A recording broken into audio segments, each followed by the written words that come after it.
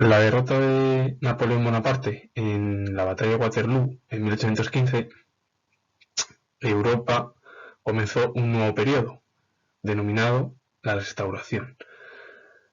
Y decir también que Napoleón fue derrotado en 1814, pero escapó de la isla de Elba y estuvo desde marzo hasta junio de 1815 en el trono de Francia, hasta que finalmente fue derrotado en 1815 y desterrado por los aliados a la isla de Santa Elena.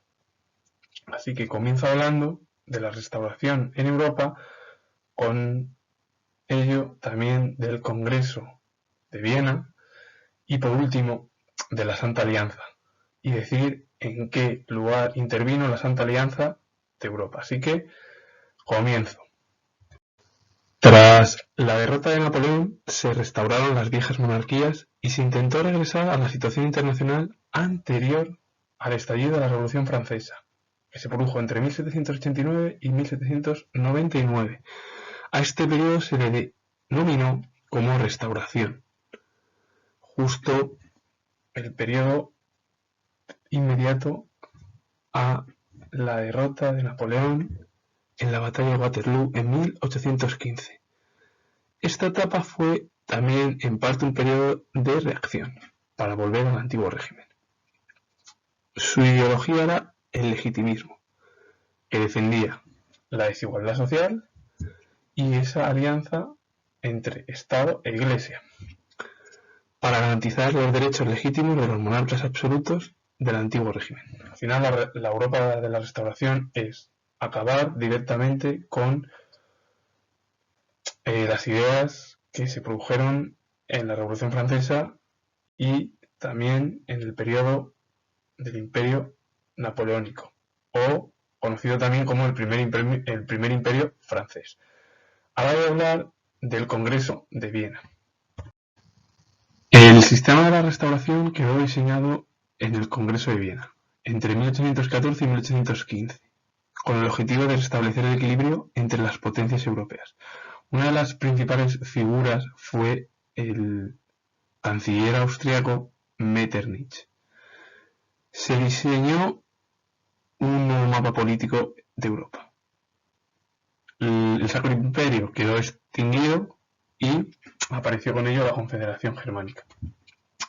Prusia y Rusia incrementaron sus territorios. Polonia siguió sometida al Imperio ruso. Se decretó la creación de los Países Bajos con la unificación de las Provincias Unidas y Bélgica. Pero Bélgica se independizó en 1831 de los Países Bajos. Suecia se anexionó Finlandia y Noruega. Austria amplió sus posesiones por Italia. Francia volvió a las fronteras que tenía desde 1790 y sus plazas fueron ocupadas militarmente.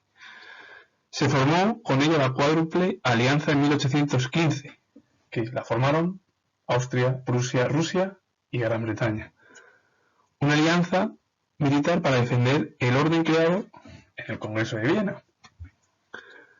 Y 3 años más tarde, en 1818, se incorporó Francia y se le denominó la Quíntuple Alianza. Y esta vez quien estaba en el trono era el monarca Luis XVIII, volviendo de nuevo la dinastía Borbón.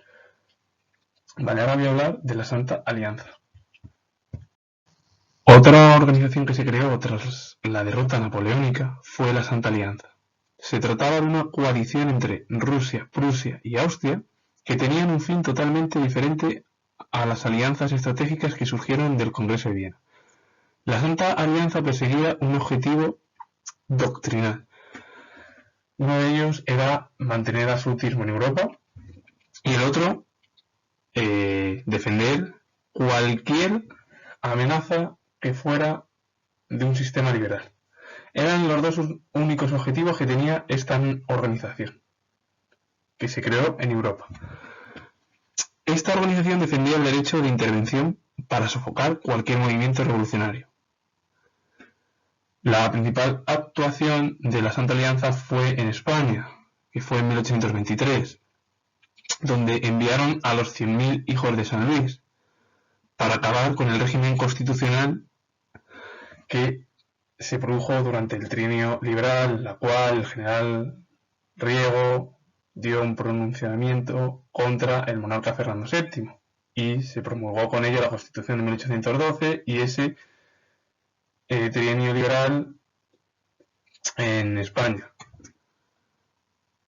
Y claro, fue la Santa Alianza para devolver de nuevo el poder absoluto al monarca Fernando VII. Quien se encontraba al mando de los 100.000 hijos de San Luis fue el duque de Angulema, que además fue primo del propio monarca de España, Fernando VII, y hijo del monarca Carlos X de Francia, que se convirtió en monarca tras la muerte de su hermano, Luis XVIII, y con ello también sobrino del monarca Luis XVIII. Decir lo último, que el general Riego fue decapitado en la Plaza de la Cebada, en Madrid, en 1823. Y por último, y para finalizar, decir que tengo grabado de historia, y si os ha gustado, darle a like, suscribiros y comentar. Saludos, adiós.